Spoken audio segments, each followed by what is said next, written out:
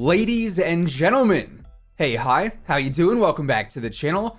We're about a month into Season 2 here in Warzone, Cold War, and Modern Warfare, and with it being a brand new week, that of course means we've also got some brand new updates coming our way in just a few days that'll end up changing some stuff in all three titles. And today we got a new preview and reveal as to what's to come this week, and on top of that, there's also some pretty big features and changes that are still missing from Warzone that we'll break down towards the end of the video as well. As always, if you enjoy the video at any point, let me know by dropping a like on it. Goal for today is 4,000 likes. Y'all have been crushing the like goals lately. Seriously do appreciate it. And of course, if you're new to the channel or if you haven't already subscribed, this is the place to be for everything going on in COD, news, intel, loadout info, all that stuff. It's all right here. So feel free to subscribe with your notifications turned on. Also, big thank you for 700,000 subscribers. We just passed that earlier today, officially on the road to 1 million. You absolutely love to see it. I seriously do appreciate all the support on the channel. Anyways, getting into the blog post this week, we've got some interesting news to start it off. As we know, Treyarch tweeted out a few days back saying that there's going to be a brand new major update soon, and the midpoint for Season 2 is conveniently right around the corner, which was indicating that the mid-season update would be coming soon, right? Now, technically, the midpoint for the season is this week, the halfway point for the season, that is, which is why I assumed, and I think a lot of other people assumed, that we'd be seeing the mid-season update this week. However, that does not seem to be the case, which is incredibly confusing. But now we can pretty much confirm it will be coming next week on the 31st, or the 1st most likely. It'll probably be that overnight update from the 31st into the 1st. Usually that's how we see the new title updates go live now, and as we get new information on that, I'll be sure to keep you guys updated, so stay tuned for all of that. But as for this week's content, this blog confirms that the R1 Shadowhunter, aka the Cold War crossbow, is officially releasing this week, for real this time. We are going to see this return to the store via the Archaic Range bundle. Then the same unlock challenge as before is going to be there as well. And of course, as we discussed previously, if you unlock the Shadowhunter when it was glitched before last week, your challenge progress is going to be at 14 out of 15 games, so you're just going to need to play one match and get those one-shot kills in order to actually unlock the weapon, or re-unlock the weapon, I should say. Then all your camo progress and all of that is not going to reset. You're going to be able to pick up right where you left off. So we are officially getting another new DLC weapon this week. That just leaves the ZRG 20mm for the last DLC weapon of the season. But as far as the major content goes, that's really all we have previewed for this week from Activision, unfortunately. They don't really go into detail about any new modes this week or any multiplayer stuff this week, which is kind of odd. But now we know next week with the whole mid-season update, we are going to be getting a bunch of new stuff then. Miami Strike is probably going to debut. We're probably going to see Golova for Fireteam and maybe even the Mansion Gunfight map, alongside some other new modes and likely the return of Prop Hunt as well. Now, Activision did end up previewing the store update too. Obviously, we've got the crossbow bundle coming on the 24th, but then we're also going to see the Tracer Pack Rose bundle on the 27th, which is going to feature a brand new reactive Milano blueprint and also a legendary AK-47 blueprint, both of which are going to have the Rose Tracer Packs on there. Then it's also going to have some of the usual bundle content as well, like the charms and the emblems and all that jazz. Then to close out the blog, we also got word that we're going to be seeing a brand new triple threat event starting this week. It's going to be going live on the 26th for all platforms, but on the 25th specifically for PlayStation, they get that whole one-day exclusivity. And this event is going to run through the 29th and feature some double XP, some double weapon XP, then also some double battle pass tier progression, or double battle pass XP for Cold War and Warzone. So of course, that's going to be a great time to jump on and grind out some games, rank up some weapons, or get closer to reaching tier 100 in your battle pass.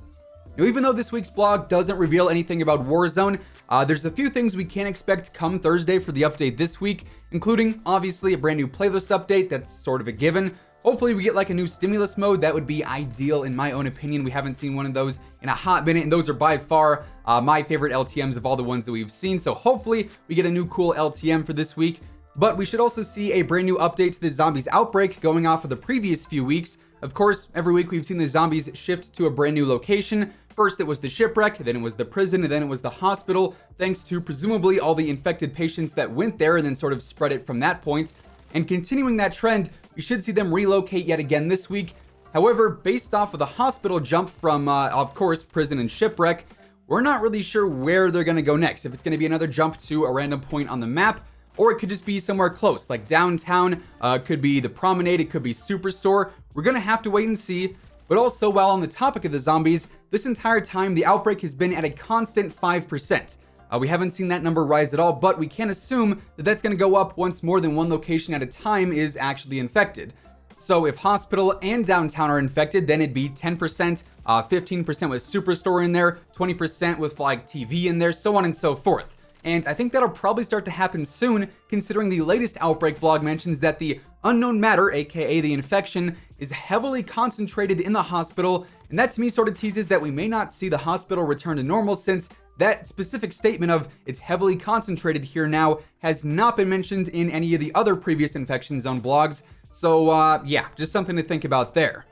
Now, like I said at the start of the video, there's also a handful of features that we were either told were coming to Warzone or we can assume are coming to the game.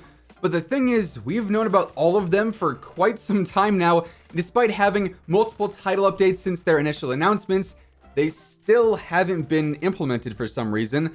And first up here is DLSS for PC. Basically, this is going to help users who aren't getting a ton of frames, as it's going to boost your performance in game, give you more frames, and just optimize it in that sense, basically. Definitely a huge help for PC players trying to get the most out of their game and get the best performance possible. This was announced though like a month or two ago at this point, and there really hasn't been any update on when we may see it added in. But that is one big update we can expect for the future. And then looking at the console side of things, there's quite a few different upgrades here that we're still missing. The first of which is an FOV slider. And this is honestly a very, very weird one to me. Weird in the sense of just how is this not a thing yet? Obviously, Cold War allows console players to adjust their FOV, which is absolutely a super game-changing thing. I don't think I could ever go back and play on 80 FOV again after playing on like 110 for the past year or so. It's just not fun to look at whatsoever, but currently, if you do play Warzone on console, you're stuck on 80 FOV, which is a huge disadvantage, by the way, in a lot of fights if you're playing against PC players. And while this is not a change that's been completely confirmed by Activision and or Call of Duty, it falls in line with the other next-gen update that was rumored a while back. That is the increased refresh rate or FPS rate on consoles, specifically the newer generation of PlayStation 5 and Xbox Series X.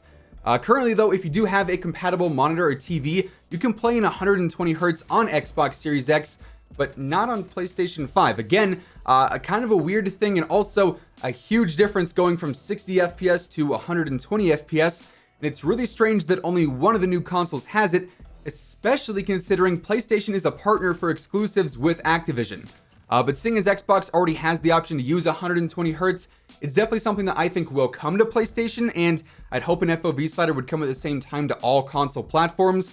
But unfortunately, as of right now, we don't have a time frame for that stuff. But yeah, just a heads up, those are features that we should see added in, we just don't know when. So yeah, there you have it. With all of that being said, that is what we can expect for the updates this week based off of what Activision revealed, and that's going to wrap things up for today. If you enjoyed the video, let me know by dropping a like on it. And of course, if you're new here and you want to stay up to date with the latest Call of Duty news, intel, updates, and basically everything else in between, feel free to subscribe with your notifications turned on. That way you'll always know whenever I upload a new video. As always, if you want to check out any of my partners, be sure to use code WHosImmortal for a spicy discount on all Scuff, G Fuel, and Control Freak products. And the links for all those can be found down in the description below. But once again, thanks so much for tuning in, and until next time, take it easy, have an awesome rest of your day, and I'll catch you guys later. Peace out.